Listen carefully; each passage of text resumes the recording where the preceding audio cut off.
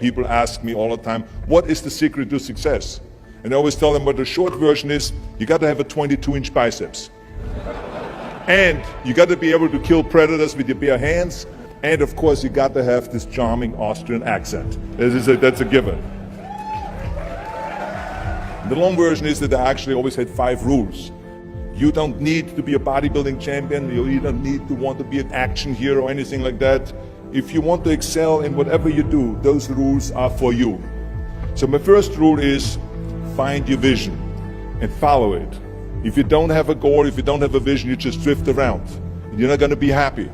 I grew up after the Second World War. Austria, right along with Germany, lost the Second World War. There was, of course, depression. There was a terrible economic situation. I wanted to get out of there. I wanted to escape. And luckily, one day in school, I watched a documentary about America. I knew exactly that is where I wanted to end up. The question was just, how do I get there? How do I get to America? No one had the money to travel or anything. But one day, I was fortunate enough to see a bodybuilding magazine. And on the cover was this very muscular guy. Mr. Universe becomes Hercules star. His name was Reg Park. I read the article as fast as I could, learning about how he grew up in Leeds in England, poor, and how he trained 5 hours a day, every single day, and trained and trained and trained, and then he finally became Mr. Great Britain, and then became Mr. Universe. And then he won a second Mr. Universe title and a third Mr. Universe title, and then all of a sudden he landed in Rome in Cinecittà, doing Hercules movies. And as I read, I became more and more certain. I had that vision very clearly laid out, to be a champion on that same stage where he won the Mr. Universe, and then to move to America, then get into movies. From that moment on, everything that I did, no matter how hard I had to work or how much I had to struggle, it didn't matter, because I knew what the purpose was, and I found my passion. Always discover your vision, and the rest will follow. Now my second rule is never ever think small. You have to go and shoot for the stars. I didn't just think about being in movies. No, I wanted to be a movie star. I wanted to have above the title billing. I wanted to become the highest paid entertainer. I basically wanted to be another John Wayne. What's wrong with that? Never think small, think big. My third rule is ignore the naysayers.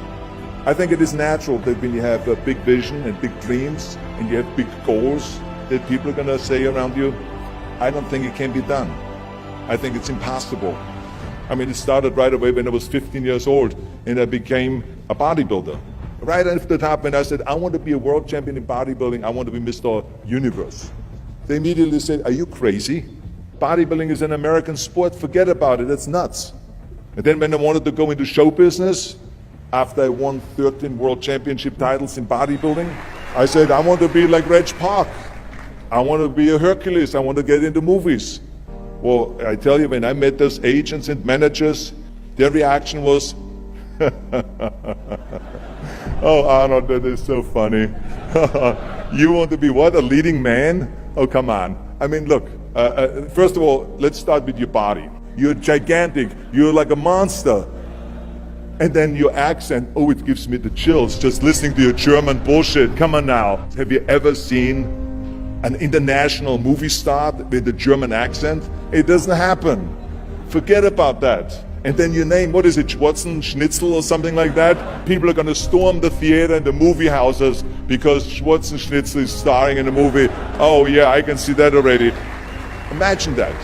Everywhere I turned, they said, no, it won't happen, it's not going to happen, and forget about it. Luckily, I did not listen. I started taking acting classes, English classes, even accent removal classes. I ran around all day saying lines like, a fine wine grows on a vine. All of a sudden, I got a little break. All of a sudden, I got a TV show, a little part. Then another little part, and then pumping on and stay hungry, and then of course I landed the big role as Conan the Barbarian. So finally I got the big break. And you know what was so interesting about it was the director said at the press conference, if we wouldn't have had Schwarzenegger with those muscles, we would have had to build one.